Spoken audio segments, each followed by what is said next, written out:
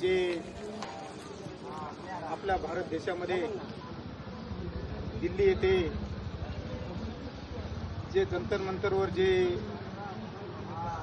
शांतते पद्धती आंदोलन चालू होतं आणि गेली 20-25 दिवसापासून तिथं आंदोलन चालू असताना 20 तारखेला जो विधान भवनावर जो मोर्चा गेला आणि त्या मोर्चामध्ये जे विद्यार्थी होते, जे नीट पेपर फुटी प्रकरणामध्ये जे विद्यार्थी होते आणि ते अशा विद्यार्थ्यांसाठी तो मोर्चा तिथं जात असताना त्या ठिकाणी या सरकारने आणि यंत्रणेने जो अमानुष विद्यार्थ्यांवर जो लाठी हल्ला केला आणि त्या लाठी हल्ल्यामध्ये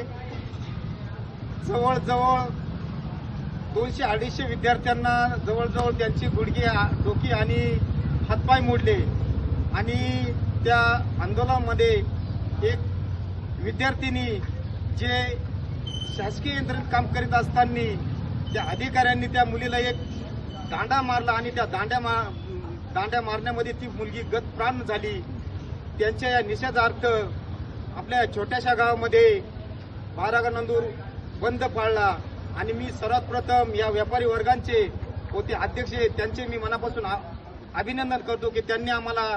या मोर्चाला, या बंदला मोठा प्रतिसाद दिला, म्हणून मी त्या पुन्हा एकदा ग्रामस्थांचे आणि व्यापारी वर्गांचे अभिनंदन करतो। आज या ठिकाणी आपल्या राष्ट्रीय अध्यक्ष वंचित बहुजन समाजाने अध्यक्षांनी जी हाक दिली, या गाड हाक हल्ल्याच्या आपण कुठंतरी या ठिकाणी संविधान टिकवायचं असेल आपण जागरूक राहिले पाहिजे आणि म्हणून जी हाक दिली बंदची, त्या हाकाला सर्वांनी स्वयंपूर्तीने बंद पाळला आणि त्यांना या ठिकाणी बंद पाळून ज्यांनी सहभागी झाले त्यांचे मी अभिनंदन करतो। या ठिकाणी आज जे दिल्लीमध्ये मुलावर जे अन्याय झाला त्याच्या पाठोमध्ये येण्यासाठी आमचे बारागावनंदूरमध्ये दुकानदार असो लहान मोठे ज्यांनी प्रतिसाद दिला त्याबद्दल मी आमचे पण त्याला प्रतिसाद दे